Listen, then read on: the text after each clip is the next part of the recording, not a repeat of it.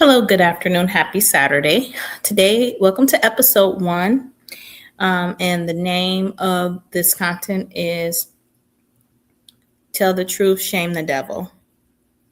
If you could please like the video, share, subscribe, I greatly appreciate it. Today is my first video, and this channel is my intro channel. I'm just going to briefly explain the reason why I created this channel, a little bit about myself, and then we'll get into the content. So my name is Dee. I created this channel due to my circumstances that I faced throughout life, some situations with friends and family that led me to this conclusion that I need to create a channel to make a space for other people who have experienced some of the same things I've went through with being a truth teller and some of the consequences of being a truth teller, how you lose your loved ones, lose family members, and the betrayal that one faces when they want to stand for the truth and also be an advocate for other people who have been victims. So consequently, throughout my experience and journey through life, I have always been the type of a person who wanted to learn new information, discover new things, solve mysteries, very analytical. My mom and my aunt told me when I was a little girl that they would try to hide things from me by using curse words. And at 5 years old, I would go take a pen and a paper, sit down, spell out the words, and figure out what they were talking about and solve the riddle. And then I would come back and tell them, I know what you were saying. You said blah, blah, blah. And they would laugh. And at that point in time, it was funny. Those traits followed me throughout my life, and I always knew and had a deep yearning to want to know more, to always fight for the underdog, to be the voice for the voiceless, and to just take a stand when other people told me that I should be quiet, shut up, or take a back seat. The consequences of me being a truth teller, standing up for other people, including myself, it created a lot of enemies within my own camp. Loved ones that I could no longer trust.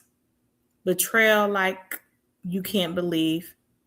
And a 15-inch blade stuck in my spinal cord. It's hurtful. It's painful. I grieve the loss. I still grieve thinking about some of my closest relationships that have took a toll because of me standing up for what I believe in. There comes a time where we allow people to bully us, and then there comes a time where we take a stand and say, no more. There comes a time where you'll empower other people to say, hey, you don't have to take that. When you are that type of person, you basically are a threat to the system of dysfunction, the system of chaos, the system of abuse, the system of misogyny. And that is where I started, where I wanted to learn more, understand this complicated world, this life system that we live in as an ecosystem. As I began to learn and dig, and I learned about narcissistic abuse, I learned about dysfunctional families. I self-taught myself a lot of psychology and theory of psychology. I did. I have my college degree. I'm a registered nurse by trade, and I wanted to do a little bit more on the psychological side, like almost counseling. But after having my master's degree, I'm tired. I don't feel like going back to school. Yeah, but I figure I can use my voice and I can use all this wealth of knowledge and all these things I found and share it with you guys. I am in the midst of writing a book about my story where I will dive a little bit deeper about some of the things that I have went through. I grew up in an urban small town. I won't say the state or area because then some of the things I share, people will be able to figure out who these people are. And I don't want that to be the case because my truth is not to hurt other people. And remember, as long as you're a truth teller and you're not set out to hurt other people, then you're okay. So I am a Gen Xer, and I grew up in the 90s era where we had, hip hop, the Tupac Shakur and the Biggies and all of those things. As I sit back and I watch the detriment of what rap has done to the respectability politics when it comes to women, especially Black women, and the things that our society has accepted when it comes to the verbal abuse and the misogyny that's practiced on a daily basis. I also can see those same misogynistic tactics that we see in society has also played out in the African American family. If you are an African American young lady, you can understand where I'm coming from, where that Black boy, brother, Black cousin, uncle, whatever, get a different set of cards dealt to him. There are certain things that he's able to do and to get away with that you cannot. It's always been that way. And as I talk to many of my friends and other people and done research and just listen to other people's story online, a lot of people have shared the same sentiment. I bring all of that up because we have to know our history sometimes to understand where we are today. And on this channel, as I share some of my stories, and I will often share my stories and also bring some type of education and research and further discussion for you to be able to utilize some of this information and to dig a little bit deeper within your own life. We will use other people's stories as examples. So this channel is set as a safe place, non-judgmental zone for people to share their truth-telling experience, what being a truth teller is, what kind of things you have noticed from being a truth teller, your experience, and just give some examples of what drives you to be a truth teller and what were the consequences. If you can leave that in my comment section, that would be great.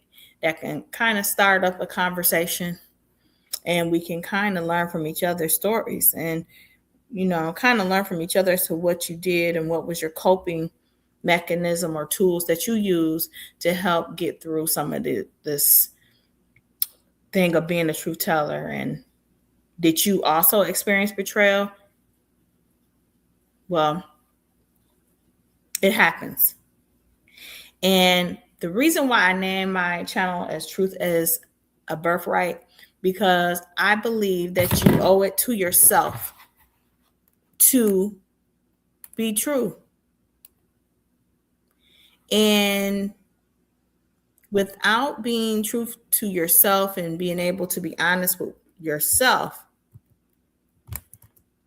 then you're going to run into a bunch of dilemmas in life, because if you have to lie to yourself and stay in denial, you won't be able to heal or be able to solve some of the problems that occur in your life. So it's important that you be honest with yourself Even sometimes that honesty is hurtful. Sometimes we got to have our own self-talk with ourselves and face some very hurtful truths that we don't want to face. But if we're going to be a truth teller with other situations and other people where we're on the opposite side of it, we also have to look in the mirror and tell ourselves some honest truths. Self-reflection, reflecting on some things that we can improve in life.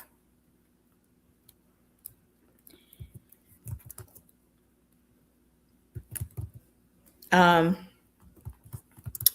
will start off with I will start off by sharing one of my first betrayals, and I have multiple stories of betrayals, but it stemmed from me being a truth teller. And I started off being a truth teller, like I said, very early by wanting to know the truth and finding out the truth.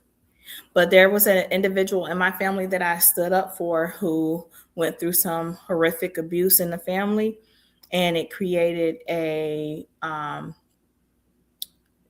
bunch of events and consequences in her life that she had to face due to what she suffered.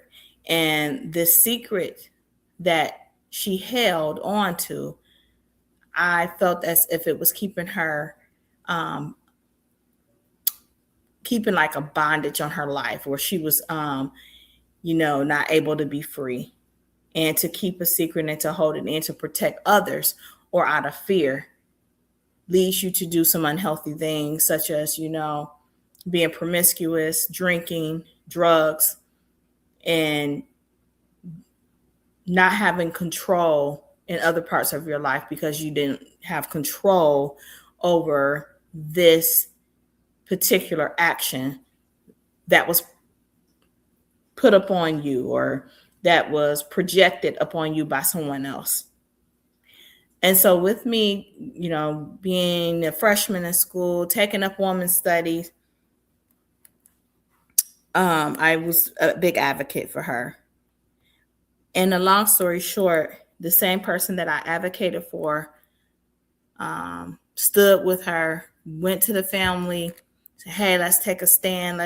Let's tell our truth." And I know all the family will be supportive, and all the women in our family will support us because we're women. Me being so high strung to do the right thing, I now reflect and wonder if it was the right thing, because the outcome wasn't what I thought it would be. They victim blamed, victim shamed, turned on me for, even as they would label me as being a busybody, to even, encourage her to do this. They took up for the abuser. They blamed the victim. They blamed me for standing by the victim and constantly called the victim a liar. Then later on, the same person that I took some shots for, because me standing up with her and for her, they thought I was a troublemaker and they started coming at me. She turned on me and betrayed me in some horrible ways, from sleeping with my ex-boyfriend to trying to talk to all of my ex-boyfriends and going back and trying to tear up a relationship between me and my sibling. This is someone that I grew up with since a baby. This is someone that I had lived with. This is someone that we hung out. We were like sisters, thick as thieves. And for her to do something like that was very hurtful. And even years later, to have a conversation and to express how I felt, there was still no accountability or an apology or, you know what, yeah, what I did was wrong, nor the truth. It was just like, oh, okay, let's just sweep this under the rug. Okay, we're back talking. Let's act like it never happened. We're not going to address the elephant in the room. So many times you will find out that you may even have a you may regret telling the truth because the consequences may outweigh the benefit sometimes. And then you'll say to yourself, what's the purpose of me being honest, telling the truth, doing the right thing, and wanting to help other people if this is what I'm going to face? Why even do it? But you know what? Don't you worry about that.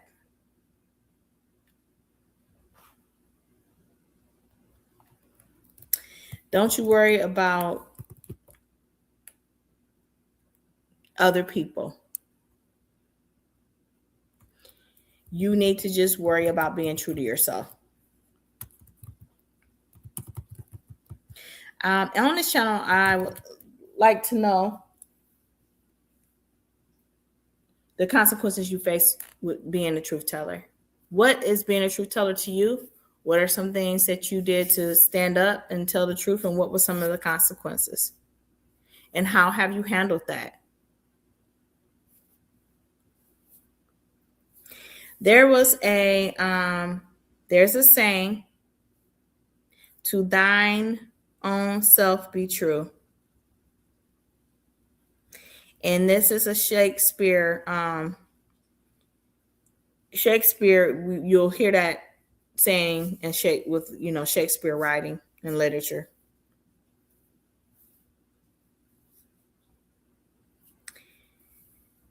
So Socrates will also say, know thyself.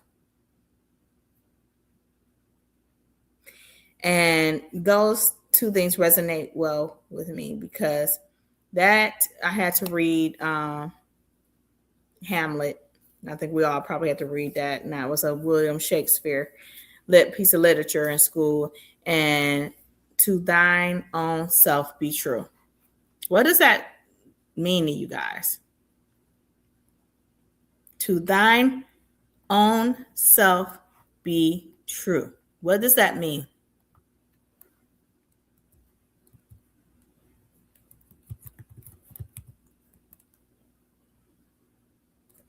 So for me, it means not to betray yourself to please other people. Don't try to be something that you're not.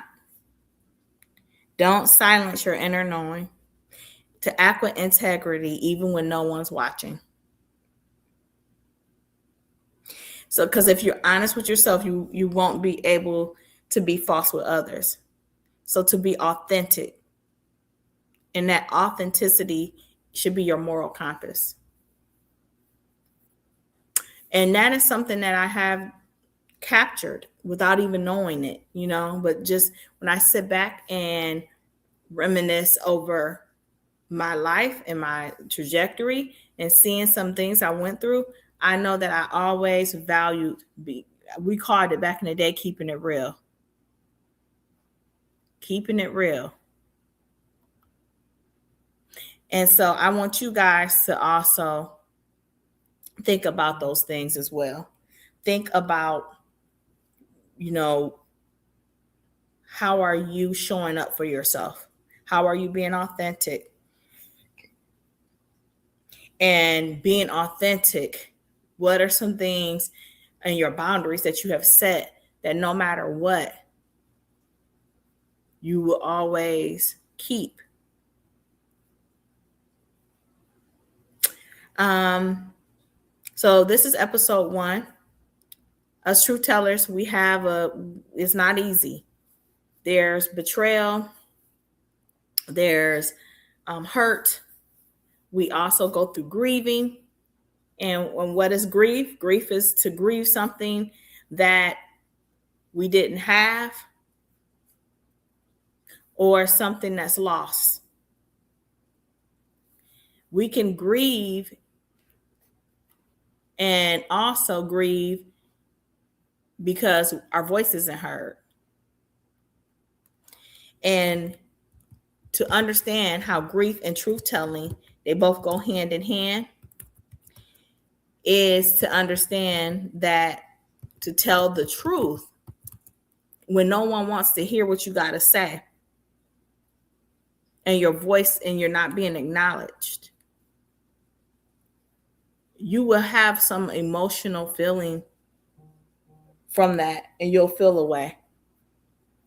And then you may go through those stages of grief. I have grieved for a long time. I still deal with it now. I journal sometimes. I meditate. I write, and I used to dance to help me and express myself artistically to alleviate myself from some of the pain that I felt. I have been betrayed by practically, guys, I'm gonna be honest, my entire family. There's times I feel quite alone, don't know who to trust because of some of the things that has happened in my life as far as betrayal.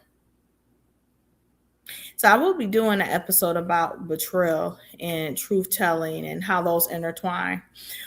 So for this episode 1 is just basically kind of giving you an introduction of what the channel was about, why I created the channel, why truth telling is important, and why we need to have a channel where we have a voice. Is because we are always told that our voice don't matter. Truth tellers are always told to be quiet.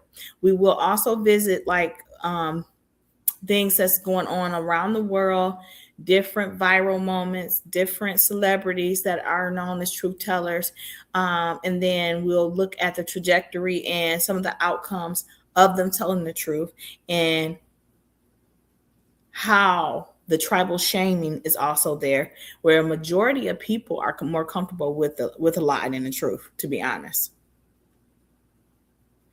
And just to let you know, grief, when you start feeling sad and depressed or down and out, that can be a form of grief. But both grief and truth telling are very much deeply connected because neither allows the now to last forever. So grief surfaces when what's being buried, like lost love, regret, or anger. Truth telling does the same. Both forces what's hidden into the open. They also, both of them, grief and truth telling, they disrupt comfort. You can't grieve or tell the truth without unsettling the story you were living with. So they both challenge illusions, roles, and acceptable narratives. Grief and truth telling, they both move in waves, not straight lines. So grief isn't linear, and neither is the truth. You remember more, you see clearer. You can admit today, it may deepen tomorrow. I don't know if you ever have had a traumatic event and then there's certain things that you don't remember until later. And you're like, oh my God, or all of it starts to make sense later. They both carry physical weight.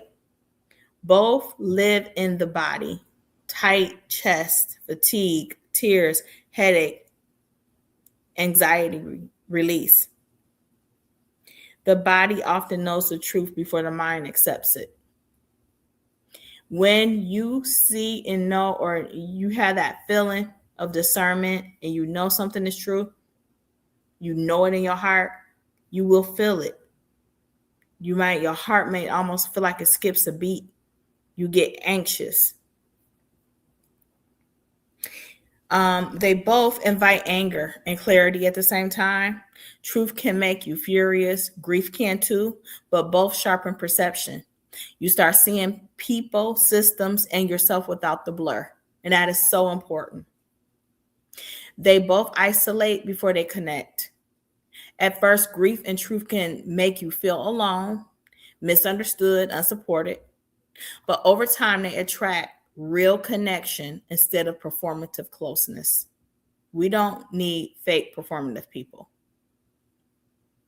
Both of them, they are acts of courage. Grief says this mattered. When you grieve something, when you go through the depression, the anger, the bargaining, the acceptance, the denial, those are all stages of grief, and they can happen in different orders. There's no chronological order with grief. You don't have to go through depression before anger or anger before depression. It may be vice versa. But it takes courage to even dare to grieve. Some people feel like they shouldn't even cry. I've had my family that talked about me and said that I was basically so weak because I was the only one that was basically shedding tears until my grandmother joined in towards the end of the funeral about my grandfather passing away. And they said, oh, she's doing all that silly crying and this, that, and the other. And then my aunt made a statement that my grandmother was such a strong woman that she didn't even cry when her kids passed away. But I find that one that cannot express emotions is lacking something, because that is a very human trait. Even our animals will get sad. If they do something wrong, and if I look at my dog and I yell at him or tell him, no, that was wrong. He put his head down, his eyes look watery. That's emotion. But yeah, both grief and truth telling is acts of courage. Grief says this matter. Truth telling says this happened. They both refuse erasure, and they both are necessary for healing.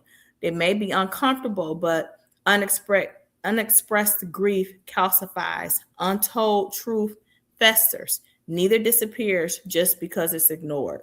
And that's the important part. Ignoring the truth does not make your life better and doesn't make you feel good. Holding in things make you implode, meaning you explode in the inside. And that can show up in different ways in life, from, like I said, alcoholism, drugs, being promiscuous, high-risk activities, depression. Some people take their own, selves out of here. Bottom line, grief is truth felt. Truth telling is grief spoken. So I just want you guys to connect that. So having emotions, being an empath, telling the truth, advocating, standing up for people, taking that hit on the nose, having people turn on you, betraying you. All these things are kind of what comes with being a truth teller. We'll kind of go in that a little bit deeper, go in, explain more of how we navigate the world with these lens and that perspective of wanting to be an advocate, wanting to stand up for what's right when we live in a very dark world. I want us to look at some of these things that's going on today, and also look at our past and how our past has shaped these behaviors where people feel that abuse is okay because we need to use silence, and then we need to make the victim feel like they need to prove that they are a victim more than the abuser proving that he's innocent or she's innocent. So please share your stories of being a truth teller. I know it's hard, guys, but I'm going to ask you to hang in there. I think as a community and building up and just talking about these things, putting a name on it, defining it, and sharing our stories with each other, learning from one another, supporting one another, I believe that there's a space for us all. And here I plan to make that space. I look forward to reading your comments. I look forward to growing. Leave anything in my comment section about any suggestions about any topics you would like to discuss, and we can discuss that, in the near future. But to all those football players, I hope your favorite team win, and I hope you have a great Sunday afternoon. Until next time, talk to you later, and remember, truth is a birthright. Bye.